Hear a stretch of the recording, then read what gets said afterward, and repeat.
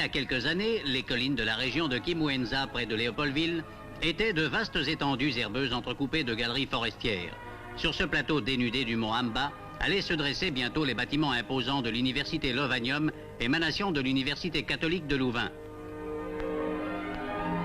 En quelques mois, les pelles mécaniques et les bulldozers avaient creusé, nivelé, déplacé des milliers de mètres cubes.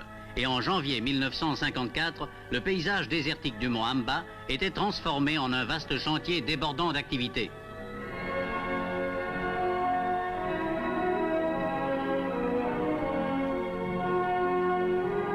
Il fallait assurer le logement des professeurs qui, bientôt au nombre d'une centaine, allaient éveiller la curiosité scientifique de jeunes rhétoriciens, africains et européens, sortis de l'enseignement secondaire et couronner ainsi un demi-siècle d'actions civilisatrices en matière d'enseignement.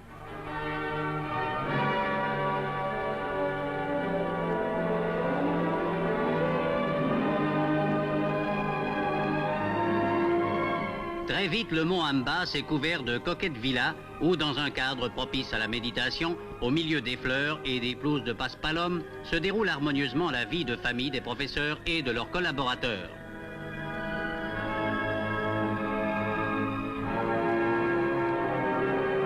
La plupart des étudiants de Lovanium vivent en internat. Il a fallu construire pour eux de vastes homes de résidence où chacun dispose d'une chambrette individuelle dotée de tout le confort moderne et des bâtiments facultaires. Le bâtiment de la faculté de médecine à la veille de son achèvement. Celui de la faculté des sciences, dont étudiants et étudiantes vont occuper les auditoires pour y apprendre la chimie, la physique, la botanique, la zoologie.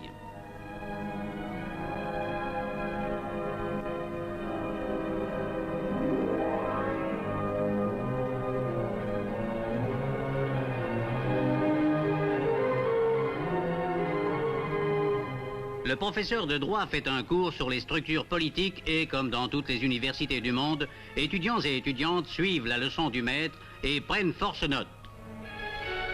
Toute cette jeunesse fait preuve en général d'une grande application.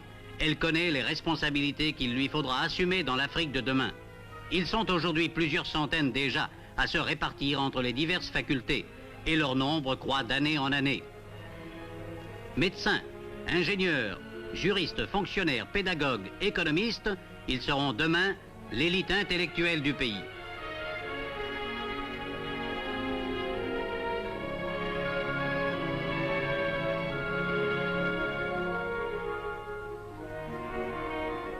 Les cours théoriques sont accompagnés d'exercices pratiques dans les laboratoires et dans les séminaires. Nous assistons ici à des démonstrations de conductibilité et de résistance électrique.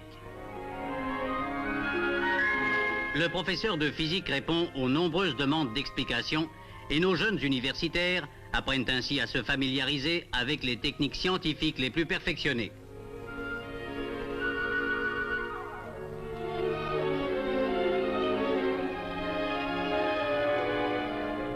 Dans le département de zoologie, 2 étudiants examinent attentivement quelques modèles d'histologie animale.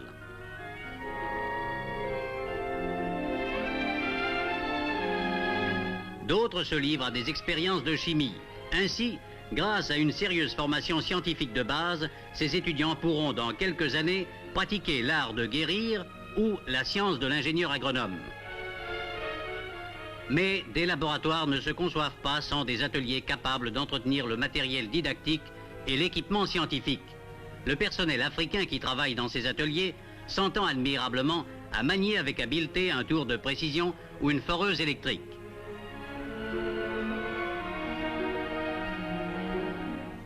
L'université ne se contente pas de distribuer aux étudiants le savoir, de les préparer à leur profession ou de les initier à la recherche scientifique. Elle veut en faire des citoyens complets.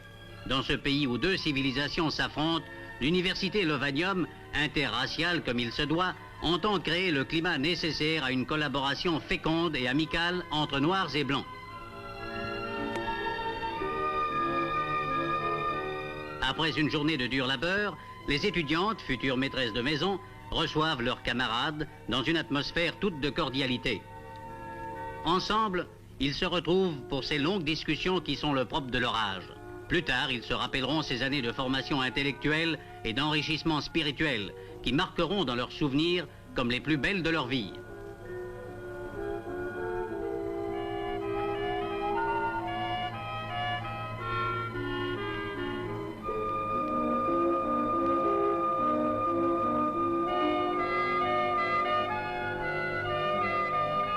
Mais il faut entrecouper les travaux de l'esprit de nourriture terrestre.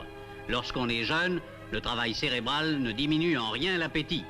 Dans un vaste hall bien aéré, les étudiants se réunissent midi et soir pour y prendre ensemble leur repas. Chacun se sert soi-même.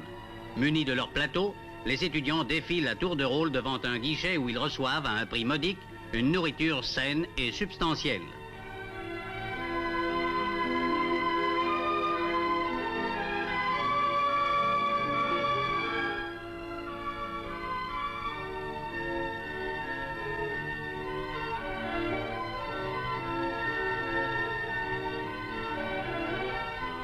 Aux heures des repas, la grande salle du restaurant universitaire n'est plus qu'une ruche bourdonnante. C'est dans cette vie fraternelle en commun que se créent des amitiés qui durent toute la vie. Après le repas viennent quelques instants de délassement. Billard, ping-pong et autres jeux sont mis à la disposition des étudiants. Certaines natures plus calmes préfèrent le jeu de dames avec ses multiples finesses.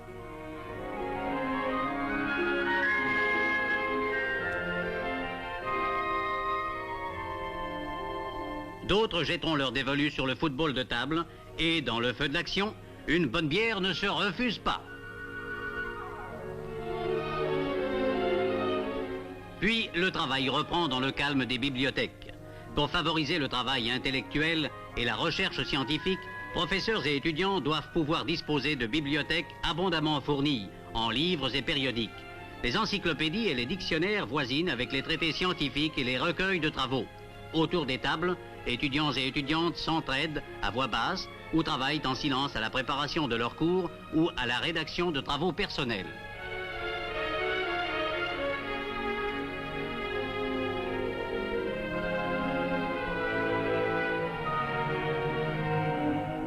Et quand l'obscurité est tombée, chacun poursuit l'étude jusque tard dans la nuit.